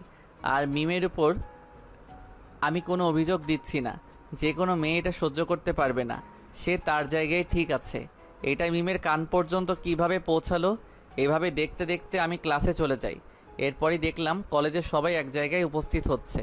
আমিও তাদের সাথে গিয়ে ওখানে দাঁড়ালাম। এরপর দেখি অধ্যক্ষ এসে বলতে থাকে, প্রিয় ছাত্র ও ছাত্রীরা, তোমাদের জন্য আজ আমরা গর্বিত। প্রতিবারই তোমাদের জন্য আমাদের কলেজের নাম উজ্জ্বল হয়। আদৌ জানি না আমাদের কলেজে অন্য কলেজ থেকে কতটা আলাদা, তবে আমরা সবসময় ছাত্রছাত্রীদের ভালোর জন্য কাজ করে যাই। আশা করি আমাদের এই অবদান তোমরা মনে রাখবে। তোমাদের জন্য আজকে সেই পথে একটা গুড নিউজও দিতে চাই। আমাদের কলেজে 2 জন নতুন শিক্ষক এবং শিক্ষিকা জয়েন করেছে। আশা করি সে বিষয়ে তোমরা অবগত। এরপরও তোমাদের সবাইকে এক জায়গায় ডাকা, তাদের সাথে পরিচয় করিয়ে দিতে। এইটা হচ্ছে সানজিদা, এখন থেকে তোমাদের আইসিটি ক্লাস নেবে। এটা হচ্ছে সোহাগ, এখন থেকে তোমাদের ইংরাজি ক্লাস নেবে। আশা করি তোমরা তাদেরকে যথাযথ সম্মান করবে। এখন যে যার ক্লাসে যেতে পারো। কথাগুলো শুনে অনেকটাই অবাক হলাম। এগুলো তো মিমের সবার আগে জানার কথা ছিল, কিন্তু সে আমাকে বলল না কেন? সবাই ক্লাসে যাচ্ছে, সাথে আমি আস্তে আস্তে হাঁটতেছি। পিছন ফিরে তাকাই দেখি নতুন ম্যাম আর মিম খুব হাসাহাসি করতেছে, মনে হচ্ছে তারা পূর্ব পরিচিত। এরপর আস্তে আস্তে একটা একটা করে সব ক্লাসে শেষ হলো। এবার আইসিটির পালা। যথা নিয়মে সানজিদা ম্যাডাম ক্লাসে এসে তার ক্লাসটা নেয়। ক্লাস শেষ করে যখনই বের হয়ে গেল, আমিও তার পাশে পরপরই তাড়াতাড়ি বের হয়ে আমিও তার পিছন পিছন বের হয়ে যাই। ম্যাম একটু সামনে যেতে আমি ম্যামকে ডাক দেই, এক্সকিউজ মি ম্যাডাম। হ্যাঁ, কিছু বলবা তুমি? হ্যাঁ ম্যাম, কিছু কথা ছিল। হ্যাঁ বনি, বলো। ম্যাম, মুখে নাম শুনে তো আমি আকাশ থেকে পড়ি। ম্যাম আমার নাম জানলো কি করে? আমি আর দেরি না করে বলে উঠি, ম্যাম আপনি আমার নাম জানলেন কি করে? তোমার কি মনে হয় কেমন করে জানি বলো তো? এটা পরের কথা। আপনার সাথে মেয়ে ম্যাডামের দেখলাম অনেক ভালো সম্পর্ক। আপনি কি ম্যাডামকে চেনেন? আরে ওটা আমার বেস্ট ফ্রেন্ড, আমরা একসাথে পড়ালেখা করেছি। এখন ভাগ্যক্রমে চাকরিটাও একসাথে পেয়ে গেলাম। তুমি তো মিমের পিচ্চি বয়ফ্রেন্ড, তাই না? আসলে না ম্যাম, হয়েছে কি, আসলে নকলে কিছু হয় না। তোমার বিষয়ে সবই জানি। মিম আমাকে সবই শেয়ার করতো তোমাদের বিষয়ে। ও আচ্ছা আচ্ছা, যাই তাহলে। মিম ম্যামকে সেই সকাল থেকে দেখতেছি না, কই আছে জানেন আপনি? কেন, টিচার রুমেও যাও, কথা বলো। না ম্যাম, পরে যাব, আপনি যান। এরপর সানজিদা তার টিচারের রুমে চলে যায়। আর এদিকে বনি তাদের সে চিরচেনা গাছটার নিচে বসে থাকে। আর এদিকে সানজিদা টিচার রুমে যেতেই মিমকে বলতে থাকে, এই মিম। হ্যাঁ বল। আমার ভাবতেই খারাপ লাগতেছে। ছি, আমার বেস্ট ফ্রেন্ডের এমন পছন্দ হতে পারে? তুই কারে পছন্দ করছিস ভাই? তোর সাথে খ্যাতের কোনো অ্যাঙ্গেল দিয়ে যায়? আমাকে একটু বলতে পারতি? তোর পছন্দ দেখে আমি অবাক হয়ে যাই, তারপরও তুই ওর জন্য এত কিছু করলি। আজকে দেখলি তো একটা মেয়েকে নিয়ে ঠিকই কলেজে পাশাপাশি বসে আসলো। আমি নিজের মুখে বলে তো বিশ্বাস করতি না, ভাগ্যিস ভিডিও করে দিয়েছিলাম। আর এইসব কথা বলিস না তো, ছেলেটা ভালো। হ্যাঁ, কেমন ভালো, প্রথম দিনে দেখা হয়ে গেছে। আমি আসতেছি, আমাকে বলতেছে ম্যাডাম আপনি এত কিউট কেন? ও এই কথা বলছে? তোর কি মনে হয় আমি মিথ্যা কথা বলতেছি? এতদিনও আমাকে চিনলি না? তোর সামনে হয়তো ভালো সাজে, বাইরে থাক কি রকম। আমি সানজিদার কথার কোনো প্রতিউত্তর দিতে পারি না, শুধু অবাক হয়ে যাই। আমার বিশ্বাস হয় না। আমি জানতাম তুই এই কথা বলবি। এই দেখ, আমি রেকর্ড করে আনছি, শোন। ইস, সানজিদা ম্যাডাম আপনি এত সুন্দর কেন? প্রথম দেখাই তো ফিদা হয়ে গেলাম। যাবেন নাকি আমার সাথে এক রাত? খুব আদর দিব, একেবারে মন ভরাই দিব। আমি সাথে সাথে রেকর্ডারটা প্লে করে বন্ধ করে দেই। আমি যেন অবাকের পরেই অবাক হয়ে যাচ্ছি। আমি কাকে বেছে নিছি এটা? এসব কি দেখতেছি? এতদিন কি সত্যি আমি অন্ধ ছিলাম? কেন জানি বনির উপরে আমার ঘৃণা হতে লাগলো। এভাবে চলে গেল আরও কিছু সময়। দেখতে দেখতে কলেজ ছুটি হওয়ার সময় চলে আসে। কলেজে প্রায় সবাই চলে যায়। বনি সে গাছের নিচে এখনো বসে আছে, মিমের অপেক্ষা করছে। দেখতে দেখতে মিমও বের হয়ে কলেজ গেটের দিকে হাঁটা ধরে। বনি মিমকে দেখে দৌড়ে তার কাছে গিয়ে পিছন থেকে তার হাত ধরে। এই তোর কত বড় সাহস আমার হাত ধরলি? আমার মনে হয় কি সত্যি তোর বাপ ঠিকই করছে। তোর মা মনে হয় বাজারের পতিতা ছিল, তাই তোর মতো এরকম ছেলের জন্ম দিছে, যার একটা দিয়ে হয় না, একের অধিক লাগে। আর যদি আমার আশেপাশে তোরে দেখছি, এর ফল ভালো হবে না, মনে রাখিস তুই। এমন করতেছো কেন তুমি? তুই জানো না তোমাকে ছাড়া আমি কতটা অসহায়? আমি পারবো না গো তোমাকে ছাড়া থাকতে। এমনভাবে বদলে যেও না তুমি, আমি সহ্য করতে পারবো না গো। আমার ভুল হলে মারো কাটো তুমি। আমি কি করছি যার জন্য তুমি এমন করছো? আমার হাত ছাড়, কথাটা বলেই আমি ওখান থেকে চলে আসি। জাস্ট ওকে আমার এখন অসহ্য লাগছে। তারপর মিম ওখান থেকে চলে যায় আর বনি বসে বসে কাঁদতে থাকে। কার কাছে যেন কোনো কিছুই মিলতেছে না, সব কিছু কেমন যেন উল্টাপাল্টা হয়ে যাচ্ছে। কি থেকে সব কিছু কী হয়েছে, সব যেন তার মাথার উপর দিয়ে যাচ্ছে। আদৌ তো এমনটা হওয়ার কথা ছিল না। কথাই আছে না, বিপদ যখন আসে চারদিক থেকে আসে, আর কিভাবে আসে বুঝে ওঠার আগেই বিপদ হয়ে যায়। গল্প তো মাত্র এখানে শুরু, তাহলে চলুন কন্টিনিউ করি। প্রতিটা লাইনে লাইনে অবাক হয়ে যাবেন। এভাবে 2-3টা দিন চলে যায়। এই 2-3 দিনে কলেজে যতই বনি মিমের সাথে কথা বলতে গেছে, সবার সামনে মিম বনিকে অপমান করছে। এমনকি বনি মিমের বাসার সামনে গিয়ে দাঁড়িয়ে থাকছে। মিম তা দেখেও ইগনোর করছে। মিমের যেন এখন কোনো কিছুই যায় আসে না বনির ব্যাপারে। আসলে মানুষ কিভাবে চেঞ্জ হয়ে যায় হুট করে তা কখনোই বুঝে ওঠা যায় না। মানুষকে বুঝে ওঠার আগেই হুট করে চেঞ্জ হয়ে যায়। এটাই প্রকৃতির নিয়ম। যে আপনাকে ঠকাবে যে কোনো মূল্যেই আপনাকে ঠকাবে, মনে রাখবেন। তাই অন্যের উপর থেকে ডিপেন্ডেন্স সরিয়ে নিজের উপরে ডিপেন্ডেন্ট হন। যাই হোক, গল্পতে ফেরা যাক। এই 2-3 দিন আমার সাথে কি হচ্ছে, কেনই বা হচ্ছে, কোনো কিছুই যেন আমি বুঝতে পারতেছি না। ঠিক তখনই কি প্রেমিক সাহেব, প্রেমিকা কি কষ্ট দিচ্ছে ইদানিং? আহা, দেখলেই কলিজা ঠান্ডা হয়ে যায়। এইবার আমি প্রতি উত্তরে প্রিয়ার দিকে তাকিয়ে একটা মুচকি হাসি দেই। সে আমার এই হাসি দেখে অবাকের মতো আমার দিকে তাকিয়ে থাকে। সে যেন কিছুতে এটা বিশ্বাস করতে পারছে না। তারপর চুপচাপ ওখান থেকে চলে যায়। আচ্ছা, এর সাথে কি প্রিয়া জড়িত? জড়িত হলেও কিভাবে? আর ওই সানজিদা আসার পর থেকে সব কিছু উল্টাপাল্টা হয়ে গেল। এভাবে দেখতে দেখতে দিনটা পার হয়ে যায়, কেননা আজকে ছুটির দিন ছিল, সব কিছু বন্ধ। তাই পরের দিন সকালবেলা বনি তাড়াতাড়ি সব কিছু গুছিয়ে কলেজে গিয়ে বসে থাকে। এভাবে দেখতে দেখতে 1 ঘন্টা চলে যায়। মিম কলেজে চলে আসে। মিমকে কলেজ গেটে দেখে বনির দৌড়ে কলেজ গেটে চলে যায় আর মিমের হাত জড়িয়ে ধরে। মিম কোনো কিছু না ভেবে ঠাস ঠাস করে বনিকে 2টা থাপ্পড় মেরে দেয়। কেন এমন করছো আমার সাথে? আমি তো তোমাকে ভালোবাসতে চাইনি, তাহলে আমাকে পাগল করে দিয়ে কেন তুমি এমন করছো? আমি তোমাকে ছাড়া পাগল হয়ে যাচ্ছে, আমার জীবনটা তুমি ভিক্ষা দাও প্লিজ। এমন পরিবর্তন আমাকে ভিতর থেকে শেষ করে দিচ্ছে। মিমের কথার কোনো প্রতিউত্তর না দিয়ে অধ্যক্ষ রুমে চলে যায়। ঠিক তখনই কি ব্যাপার ব্রো, কষ্ট লাগে? আহা, কি যে কষ্ট। কথাটা বলেই ভিকি আমার সামনে দিয়ে চলে যায়। আমি কিছুই বুঝতে পারছি না হচ্ছেটা কি আমার সাথে। আমি অবাক হয়ে ওই দিকে তাকিয়ে থাকি। এভাবে দেখতে দেখতে 4টা মাস চলে যায়। এই 4টা মাসে আমি অনেকভাবে চেষ্টা করি মিমকে বোঝানোর, তবে মিম আমার কোনো কথাই যেন মাথায় নিচ্ছে না। ওর অবহেলা দিনকে দিন আরও তীব্রতর হচ্ছে।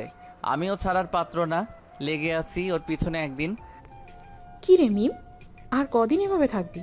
একটা বিয়ে করে নে। আর ওই ছেলেকে কলেজ থেকে বের করে দিস না কেন? তুই বললে আমি ব্যবস্থা করতেছি। এভাবে তাকে ডিস্টার্ব করতেছে, তুই অধ্যক্ষের কাছে কমপ্লেন কর, ওকে বের করে দে। বা আব্বুর মানে আঙ্কেলের কাছে কথা বল, আঙ্কেল ওকে টাইট করে দিবে। আসলে ছেলেটার এই পৃথিবীতে কেউ নেই, এখান থেকে বের করে দিলেও আর কথা পড়তে পারবে না। তাই মানবিক দিক থেকে এইটুকু সহ্য করতেছি। ওরে দেখলে আমার রাগ হয়ে যায়। নিকৃষ্ট জাত কোথাকার একটা মানুষ এতটা বেহায় কি করে হয়? দোস্ত, কিছুদিন ধরে আমার না মনে হয় সোহাগ স্যার তোকে পছন্দ করে। দেখ, এসব প্রেম ভালোবাসা আমার বিশ্বাস হয় না। এসব উল্টাপাল্টা কথা বলিস না। আর ওই ছেলেটা ছিল ছোট আর টিচার, চিটার। আর সোহাগ স্যার অ্যাডাল্ট, তোকে অনেক ভালো রাখবে আর ভালোবাসবে। তুই আর না করিস না। দেখ এখন দেখ কি করবি। এরকম সুযোগ আমার কপালে আসে না কেন? আমি সানজিদার কোনো কথার উত্তর না দিয়ে ওখান থেকে চলে আসি। এইভাবে দেখতে দেখতে আরও কিছুদিন চলে যায়। সোহাগ স্যারকে দেখলে বোঝা যায় সে আমাকে পছন্দ করে, কিন্তু সাহস করে বলতে পারে না। কিন্তু একদিন, ম্যাডাম জানি না আপনাকে বলা ঠিক হবে কি না, আর এসব বিষয়ে আগে কখনো করিও নাই, তাই বুঝতে পারছি না কি বলবো। আপনাকে না আমার অনেক পছন্দ হয়, আপনি কি আমাকে বিয়ে করবেন? আরে স্যার, এসব কি বলেন? আপনার মাথা ঠিক আছে? হ্যাঁ, সবই ঠিক আছে, এখন আপনি বলেন। রাজি হয়ে যা, রাজি হয়ে যা দোস্ত।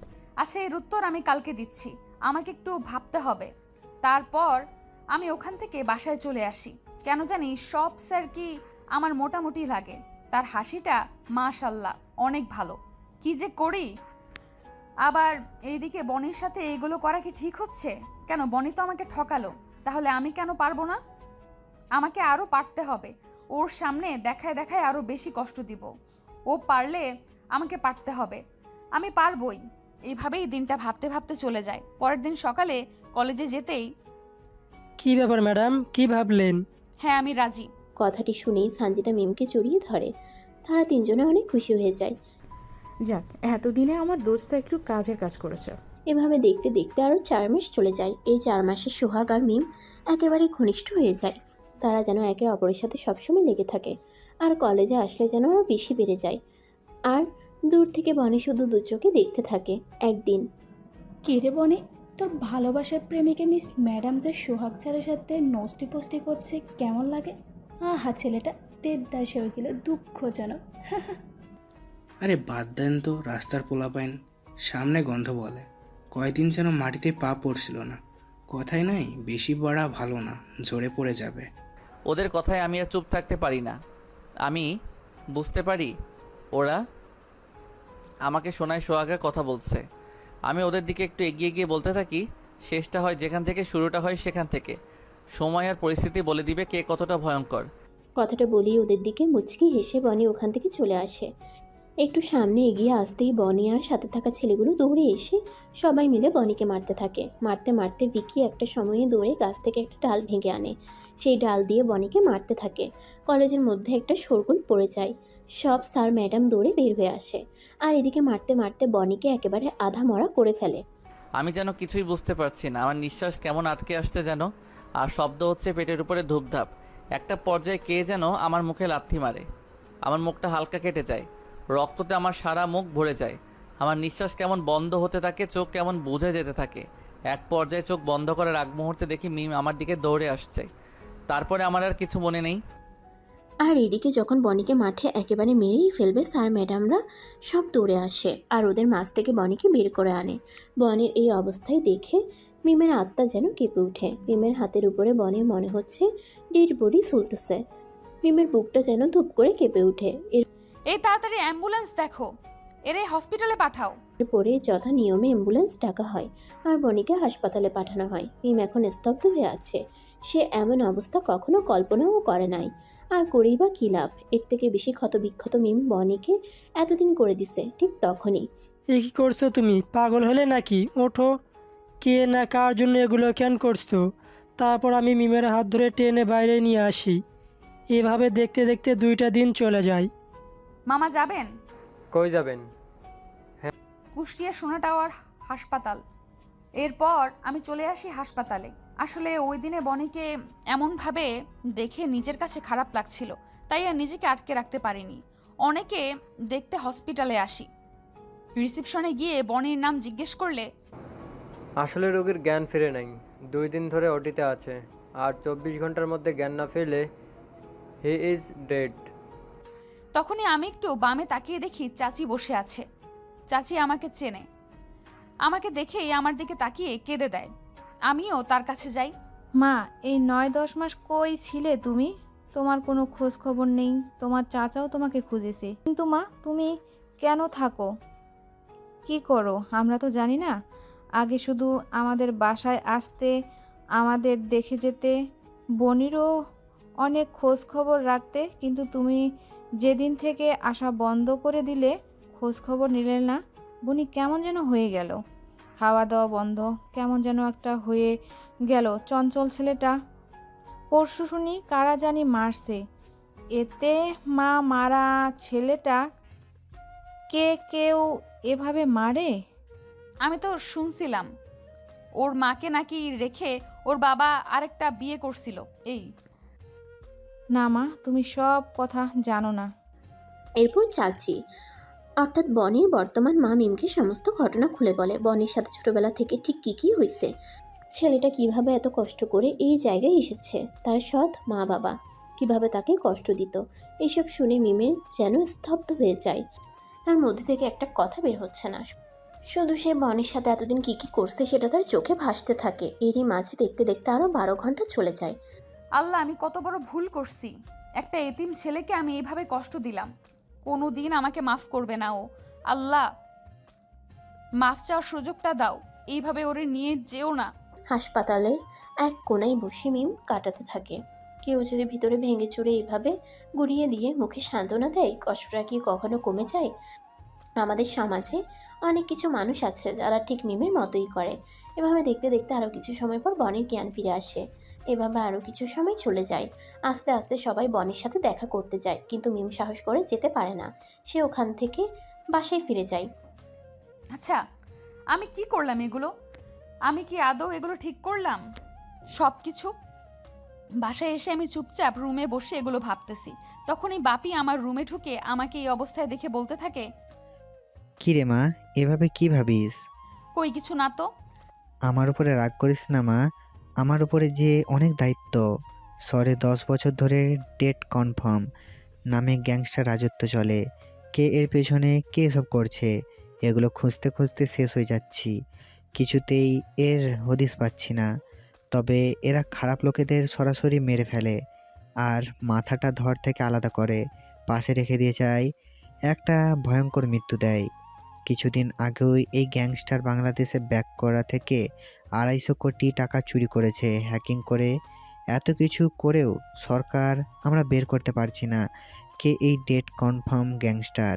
এইসব নিয়ে তোকে সময় দিতে পারি না। জানো বাপি, আমার সাথে কি হয়েছে? তুমি এইসব নিয়ে ব্যস্ত থাকো বলে তোমার সাথে কথাই হয় না। হয়েছে কি, তারপর শুরু থেকে আমার সাথে যা যা হয়েছে সব বাপিকে আমি খুলে বলি। আমার কথা শুনে খানিকক্ষণ বাপি চুপ হয়ে বসে থাকে।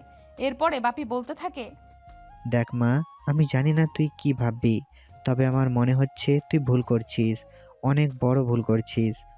আসলে তুই যে রেকর্ড শুনে ওরে ভুল বুঝলি, এমন অহরহ আমি তোর প্রমাণ দেখাতে পারবো। আর্টিফিশিয়াল ইন্টেলিজেন্টের মাধ্যমে একদম কথা চেহারা নকল করছে সবাই। মাঝে মাঝে তো ফেসবুকে দেখি যে আর্টিফিশিয়াল তারা ভিডিও বানিয়ে এগুলো ভাইরাল করে দেয় মানুষের নাম দুর্নাম করার জন্য। এই জায়গায় ভয়েস তো কোনো ব্যাপার না, এরকম হাজারটা কেস আমাদের কাছে আসে দিনে। আর শুরু থেকে ওই ছেলেটার ব্যাপারে শুনে মনে হলো যে কখনো মেয়েদের সাথে কথা বলেনি, হুট করে চিনে না জানে না একটা ম্যাডামকে এগুলো বলে দিবে। এটা আবার কখনো হয় নাকি পাগল? এগুলো সব তোরে হয়তো ভুল বুঝাইছে কেউ। আর যে মেয়েটার সাথে রিক্সায় আসতে দেখলি, ওই মেয়েটাকে চিনিস? হ্যাঁ বাপি, আমি তো চিনি। ও যে বাসায় থাকে ওই বাসার মালিকের মেয়ে। দেখ, এমনও হতে পারে তারা যেহেতু এক কলেজে পড়ে, ওই মেয়ে আসছিল, ওর সাথে আসতে বলল, বা কোনো একটা কারণে তারা দুজন একসাথে একদিন আসছে। এর আগে কি কখনো এমন দেখেছি, কখনো কথা বলতে দেখেছি সে মেয়ের সাথে? না তো, ওই মেয়ের সাথে কোনো কথা বলতো না। ওই মেয়ে কিছু বললে, কোনো কিছু হলেই আমাকে সব বলতো। ও কি করবে তারপর আমি বলে দিতাম। তুই আমার মা মরা মেয়ে। দেখ, তোর সুখের জন্য সব মেনে নিচ্ছি, যাই করছিস, কোনো অবজেকশন রাখি নাই। বাট তুই একটা বোকামো কাজ করবি আমি ভাবতে পারতেছি না। ওই মেয়ের সাথে যদি কিছু থাকতো তাহলে ওর কথা তোর সাথে শেয়ার করতো। সাধারণ নলেজ তো একটু ভাবা উচিত। তুই না ম্যাম, আমাকে প্রথমে শেয়ার করতে, আমি খোঁজ খবর নিয়ে সত্যিটা বের করে দিতাম, এমনটা না করলেও পারতি। বাপির কথা শুনে আমি চুপচাপ ছাদে উঠে আসি। তারপর আকাশের দিকে তাকিয়ে এই কথাগুলো ভাবতে থাকি। আসলে বাপি যা বলেছে তা তো ফেলে দেওয়ার মতো না। আসলে সত্যিই কি আমি ভুল করছি? সোহাগকে তাহলে আমি কি করব? ওর সাথে যে আমার সব হয়ে গেছে। এভাবে দেখতে দেখতে আরও 3 মাস চলে যায়।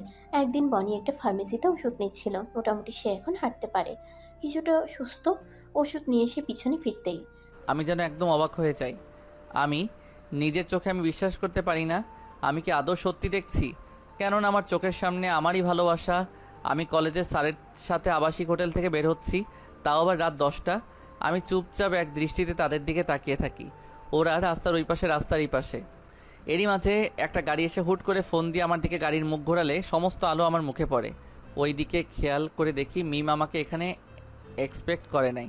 সে আমার দিকে ছলছল করে তাকিয়েছিল। আল্লাহ, কি হইল এটা? বনে যে সবটাই জেনে গেল। সত্যি কখনো চাপা থাকে না, হয়তো মানুষের জন্যই বলে। আমি দৌড়ে বনের কাছে যেতে থাকি, যে গাড়ির আলোটা অন্য দিক দিয়ে যায়। আমি ওখানে গিয়ে দেখি বনি আর নেই ওখানে। হুট করে ওখান থেকে কোথায় হাওয়া হয়ে গেল। আমি অনেকটা সময় খুঁজলাম কিন্তু পেলাম না। কিছু বুঝতে না পেরে অবশেষে সোহাগের সাথে ওখান থেকে চলে আসি। আমি নিজের ভালোবাসার মানুষের অবস্থা দেখব আমি কোনোদিন ভাবিনি। এরপর আমি কাভার্ড ভ্যানের পাশ থেকে বের হয়ে আসি। মিমকে আসতে দেখে আমি কাভার্ড ভ্যানের পিছনে লুকাই, যাতে সে আমাকে দেখতে না পায়। এরপর আমি ওই আবাসিক হোটেলে ঢুকতে দেখি ম্যানেজার বসে আছে। আমি তাকে সর্বপ্রথম 1000 টাকা দেই। 1000 টাকা দিতেই সে কোনো কথা না বলে টাকাটা আগে নিয়ে নেয়। আসলে পৃথিবীতে টাকা হলে সব কিছুই হয়। তারপর আমি কাপা কাপা সুরে মিমের পিক দেখায় বলতে থাকি, এই যে এই মেয়েটা একটু আগে একটা ছেলের সাথে এখানে আসছিল, কি করতে? সত্যিটা আমাকে বলেন। আরে ভাই, এই ছেলে মেয়ে তো প্রতি সপ্তাহে 2 বার না হলেও 3 বার আসবে। এই 3-4 মাস ধরে একটা না আসে। প্রতি রুম ভাড়া নিয়ে 1 ঘন্টা, কিন্তু থাকে 2 ঘন্টা। যাওয়ার সময় 2 ঘন্টার পেমেন্ট দিয়ে যাই। ভাই কি যে পটানো ফাটাইছে, আর কি কইতাম, এই বয়সে যে এত তেজ, উপর থেকে চিল্লায় নিচ থেকেও শোনা যায়। বাদ দেন, কি হয় আপনার? কথাটা শুনে আমি ধূপ করে বসে পড়ি, এরপর আর কিছু মনে নাই। আসলে কথাটা শুনেই বনি ওখানেই জ্ঞান হারায়। এরপরে তাকে ওখান থেকে হাসপাতালে নিয়ে আসা হয় বনের জ্ঞান ফিরতেই। অনেক হলো আন্না, আমাকে আমার আসল রূপে ফিরতে হবে। সত্যি প্রতিটা জিনিসের সহ্যের একটা শেষ সীমা আছে, অতিক্রম করে ফেলছে এরা সবাই। এসব কথা আমি ভাবতে থাকি। কিরে বাবা, কি ভাবিস এভাবে? তেমন কিছু না চাচা, আমার মোবাইল কই? এই যে বাবা এখানে। তুমি একটু বাইরে যাও, আমি একটু কথা বলবো। তারপর চাচা চাচি বাইরে চলে যায়। মোবাইলে একটা নাম্বার তুলে কল দেই। এই কে রে তুই? এক্সটনকে ফোন করিস? আমার নাম্বার কই পেলি? নাম কি তোর? Date confirm. কথাটা শুনে ওইদিকে জানো স্তব্ধ হয়ে যায়। খানিক সময় পর বলতে থাকে, ভাই আপনি এতদিন কই ছিলেন? সালাম ভাই, ভালোবেসে আপনার বর্তমানে আমাকে যে দায়িত্ব দিয়েছেন আমি অক্ষরে অক্ষরে পালন করছি। তা ভালোবাসো আবারও? কোনো কি সমস্যা ভাই? আমি আবার ফিরবো। সত্যি ভাই, আমি কি স্বপ্ন দেখছি? না সত্যি, এটা স্বপ্ন না। তোকে আমি কিছু কাজ দিচ্ছি, শোন। এই 5 জনের উপর 24 ঘন্টা নজর রাখবি। একদিনের ভিতর আমি সমস্ত খবর চাই। যত লোক লাগে লাগা, যত টাকা খরচ হয় কর, সময় 24 ঘন্টা, এর মধ্যে আমার খবর চাই। কোনো চিন্তা নেই ভাই, শুধু দেখতে থাকেন। এভাবে দেখতে দেখতে 15 দিন চলে যায়। 15 দিন পর, কি রে কেমন দিলাম মালটারে? এই 4 মাস যে খাওয়াইছি, রাখলে 15টার বাপ হয়ে যেতাম। ভাই তুইও না আমাদের অভিনয় করতে বললি, আর তুই কি করলি? এত সুন্দর জিনিস কি হাতছাড়া করা যায়? আজকে রাতে একটু বেশি হয়ে গেল, বললাম আর ড্রিঙ্ক করিস না। দেখ 12টা বেজে গেছে, তাড়াতাড়ি চল। 2টা বাজলে সমস্যা নেই, চল। তার একটু সামনেই আগাতেই কোথা থেকে যেন 1100 লোক তাদের ঘিরে ফেলে। তাদের সবার হাতে বড় বড় রাইফেল, আবার কারোর হাতে মেশিন গান, আবার কারোর হাতে বড় বড় চাপাতি। এত লোকের ভিড় থেকে একটা মানুষ বের হয়ে আসে। এই কে রে তুই? তুই কিন্তু কাজ ভালো করছিস না। তুই জানিস না আমরা কার লোক? আমরা ভিকির লোক। সাথে সাথেই তাদের কাছে সামনে থাকা লোকটার একটা ব্যাগ ছুঁড়ে দেয়। তারা ব্যাগটা তাড়াহুড়ো করে খুলে দেখে ব্যাগের মধ্যে 2টা কাটা হাত। তারা হাত দুটো দেখেই চমকে ওঠে, কেননা এই যে বাঘের ট্যাটু করা হাত। তারা দেখে বুঝে ফেলে এটা ভিকির হাত। তখন কাপা কাপা সুরে বলে, ভাই, আব্বা ও আব্বাকে তুমি? Date confirm. শব্দটা শুনেই তারা দুজনে চমকে ওঠে। এই মাঝে সেই হুডি পরা লোকটা মাথা থেকে হুডিটা খুললেই সোহাগ আর সানজিদা যে চেহারাটা দেখে তা দেখার জন্য তারা মোটেও প্রস্তুত থাকে না। বনি তুই? বস অর্ডার মি। আন্টি ছেলের কত বড় সাহস, নাম ধরলো অর্ডার মি। জিরে 2টা কেটে নিই। Order confirm. আমি দৌড়ে গিয়ে ছেলেটার গলায় পাড়া মেরে ধরি। ও মাগো বলি চিৎকার করে জিওয়াটা বের করে দিই। এক পোস্টে মেরে জিওয়াটা গোড়া থেকে কেটে নেই। পাশে থাকা মেয়েটা এটা দেখে থরথর করে কাঁপতে থাকে। প্রতিটা মানুষেরই সুযোগ থাকে নির্দিষ্ট সময়। মানুষ যখন ভুল করতে করতে অতিক্রম করে ফেলে, সেটা তার জন্য কাল হয়ে যায়। তুই একটু বেশি ভুল করে ফেলেছিস। কথাটা বলে আমি চাপাতি দিয়ে 1 কপি সোহাগের তর থেকে মাথাটা আলাদা করে ফেলি। তারপর তার কাটা মাথা চুল ধরে হাত তুলি। ম্যাডাম সানজিদা আমার দিকে তাকান, আর একবার বলবো না হয় চোখ তুলে ফেলবো।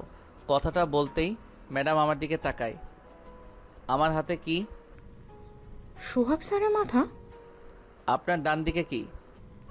ভিকে সাহেবেরা ডান হাত। বাম দিকে কি? ভিকি সাহেবের বাম। তাহলে এখন কি আপনার 2 পা উপরে তুলে টেনে ধরে মাঝখান দিয়ে করাত দিয়ে কেটে 2 ভাগ করে ফেলবো? নাকি প্রথমে আপনার চোখ তুলবো? নাকি হাত কাটবো? নাকি আপনার গোপন অঙ্গ কাটবো? আপনাদের মতো নিকৃষ্ট কিছু প্রাণী কিছু স্বার্থের জন্য একটা ভালো সম্পর্কের মধ্যে ঢুকে যায়, যাকে বলে থার্ড পারসন। আপনি একটা চাকরির জন্য এত ভালো একটা সুখের সংসার নষ্ট করে দিছেন, একটা সুন্দর পৃথিবীকে নষ্ট করে দিছেন, ভবিষ্যৎ সুন্দর একটা পরিবার নষ্ট করে দিছে। কাউকে ক্ষতি কত প্রকার হলো। আপনার পাশে সোহাগের কেনই মৃত্যু হলো জানেন? কেননা ওই ছেলে আপনারই বেস্ট ফ্রেন্ডকে ব্যবহার করছে, প্রতিনিয়ত খারাপ কাজ করে গেছে। আপনি তাকে সাহায্য করছেন, এর আগে সে 3 জনকে ধরছে। এই মৃত্যুটা তার জন্য কম হয়ে গেছে। আরেকটু কঠিন মৃত্যুদণ্ডের ছিল, কিন্তু কথা হচ্ছে আপনাকে কিভাবে মারবো আমি? আপনাকে তো কোনো অ্যাঙ্গেল দিয়ে বেঁচে থাকার কারণ দেখতেছি না। ভাই অর্ডার দেন, ওর গোপনাঙ্গ কেটে দিই। এর মতো মেয়েদের মেরে ফেললে তো মুক্তি, যারা অন্যের সংসার নষ্ট করে। এমন কিছু করতে হবে যাতে যতদিন বাঁচবে ততদিন কষ্ট পেতে থাকে। আমি গেলাম, তোর যা ভালো লাগে তাই কর। কথাটা বলতেই সানজিদার দৌড়ে এসে বনির পা ধরে। আব্বা গো, ও আব্বা, আর জীবনটা ভিক্ষা দাও। আমি একটা চাকরির জন্য এমন করছি। ওই ভিকির কথায় রাজি হয়েছে। আমার পরিবারের অনেক অভাব চলতো, আপনি হয়তো জানেন। ঠিকমতো আমার ছেলে সন্তানদের খেতে দিতে পারতাম না। যখন ওই ভিকি আমাকে চাকরির লোভ দেখায়, আমি আর কোনো কিছু না ভেবে রাজি হয়ে যাই। আমার জীবনটা ভিক্ষা দাও। আমি ছেলে মেয়ের দিকে তাকায় হলেও। আচ্ছা, তোর কথাগুলো ঠিক আছে, বাট তুই একটা সংসার ভাঙলি, একটা মেয়েকে, তাও তোর বন্ধু না বান্ধবী, নিজের চোখের সামনে রেপ হতে দেখলি, তুই ছেলেকে আটকালি না কেন? আমার ভুল হয়ে গেছে, মাফ করে দাও। বুঝতে পারছি। ওই শুরু থেকে যা যা করছে, একটা লোহার উপরে ছাপ দিয়ে পরে সেটা গরম করে ওর মুখে ওইটা লিখে দে, আর বাকি অন্যগুলো হাতে পায়ে সারা বডিতে লিখে দেয়, যেন সারা জীবন মনে রাখে। কথাটা শুনে এক স্টোন বনির কথা মতো সানজিদার মুখে ছাপ দিয়ে দেয়। এভাবে 2টা দিন চলে যায়, 3 দিন চলে যায়, 5 দিনের দিন। সোহাগের মৃত খবর সকল জায়গায় প্রচার হয়। মিম যেন খবরটা শুনে অবাক হয়ে যায়, আমার মনে মনে খুশিও হয়। কেননা প্রথম একদিন মিমকে আবেগে প্রলোভনে ফেলিয়ে সোহাগ মিমের সাথে খারাপ করে। পরবর্তীতে ওই ভিডিও গোপনে ধারণ করে এবং ওই ভিডিও দিয়ে মিমকে ব্ল্যাকমেইল করে। বাবাকেও ঘটনাটা বলতে পারে না লজ্জায়। তবে সোহাগের লাশের সাথে সোহাগ যে মেয়েদের সাথে এগুলো করেছে প্রমাণ রাখা ছিল, সেগুলো সরাসরি টিভিতে সম্প্রচারিত হচ্ছিল। ওগুলো দেখে অবাক হয়ে যায়। সেই সত্যি এবার বুঝতে পারে যে ডায়মন্ড ছেড়ে সোনার পিছনে দৌড়াচ্ছিল এবং সেই ছেলে তাকে কিভাবে ব্যবহার করলো। এভাবে দেখতে দেখতে আরও কিছুদিন চলে যায়। মিম মনে মনে অপেক্ষা করে কবে বনি কলেজে আসবে, সব আগের মতো ঠিকঠাক করে নেবে। কিন্তু অবিশ্বাস্য বিষয়, সানজিদা কলেজে আসতেছে না। এভাবে আরও 1 মাস চলে যায়। একদিন হুট করে, আজকে আমি কলেজে যাচ্ছি, কেননা এই শহরে আমার শেষ দিন। এখান থেকে উধাও হয়ে যাব, থাকবো না আর স্বার্থপর এই শহরে, হারিয়ে যাব নতুন গন্তব্যে।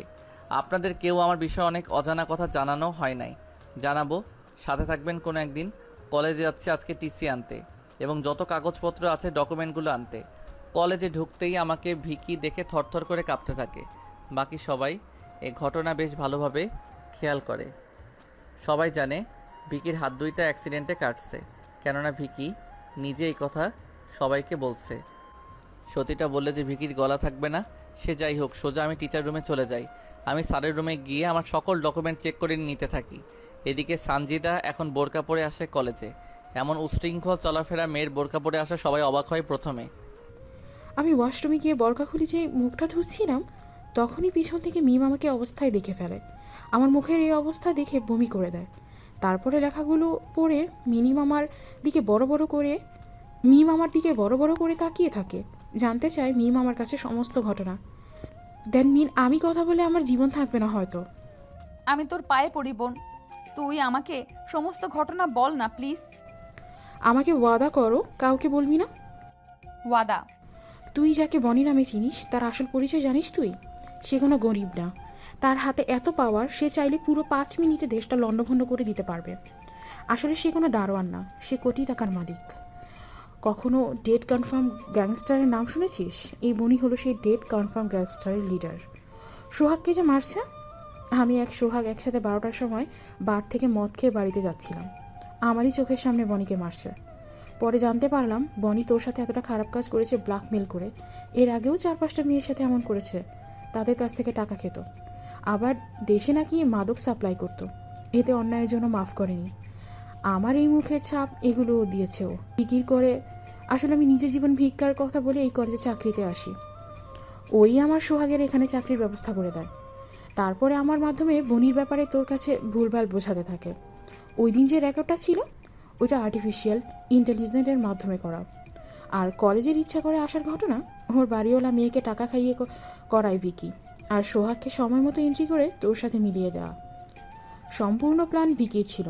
ছেলেটা তোকে অনেক ভালোবাসতো। আমি আজকে বুঝি সে ছেলের অন্যায় ভিকিকে দিতে হয়েছে, তার 2টা হাত কেটে দিতে হয়েছে। ওপরে জানতে পারলাম সবসময় দূরে থেকে তোকে রক্ষা করতো ওই বনি, অর্থাৎ ডেট কনফার্ম গ্যাংস্টার। কথাগুলো শুনে আমার চোখ দিয়ে টপ টপ করে পানি পড়ে। আরে কত বড় ভুল করে ফেললাম আল্লাহ, ওকে আমাকে মাফ করবে? ভালো কথা। ওই বনি আজ কলেজ আসছে কেন জানিস? টিসি নিতে আসছে। কোথায় যেন চলে যাবে, শুধু এইটুকুই জানি আমি। কথাটা শুনে দৌড়ে মিম অধ্যক্ষ রুমে যাওয়ার জন্য দৌড় লাগায়। একটু গিয়েই দেখে বনি কাগজপত্র নিয়ে কলেজ মাঠে হেঁটে বের হতে যাবে, তখনই দৌড়ে গিয়ে কলেজের মাঠের মাঝখানে বনির হাত চেপে ধরে। আমাকে রেখে কই যাচ্ছ তুমি? আপনাকে আমি চিনতে পারলাম না, আপনার পরিচয়? এমন বইলো না গো, আমি অনেক বড় ভুল করছি, আমাকে মাফ করে দাও। আমি তোমাকে অনেক বেশি ভালোবাসি, নিজের জীবনের থেকেও বেশি। ভালোবাসা, তাও আবার আপনি? আর একটা হাস্যকর, যেখানে একটা ফেক এআই ভয়েস, একটা ফলস ইনফরমেশন দেখে দীর্ঘ 9 থেকে 10 মাস আমাকে একটানা কাঁদাতে পারেন, সে ভালোবাসে তা বিশ্বাস করতে হবে? প্রতিনিয়ত আপনাকে বোঝানোর চেষ্টা করে গেছি, প্রতিনিয়ত আমার মৃত মাকে নিয়ে গালি দিয়ে গেছেন, চুপচাপ সহ্য করেছি। এটা ভালোবাসা? পাগলের মতো কলেজের সবার সামনে আপনার পা ধরে বলছিলাম, এমন করলেন না, আপনার পরিবর্তন আমাকে ভিতর থেকে মেরে ফেলছে। আপনাকে ছাড়া থাকতে পারতেছি না। ঠাস ঠাস করে আমার মুখে থাপ্পড় মারছিলেন, এটা ভালোবাসা?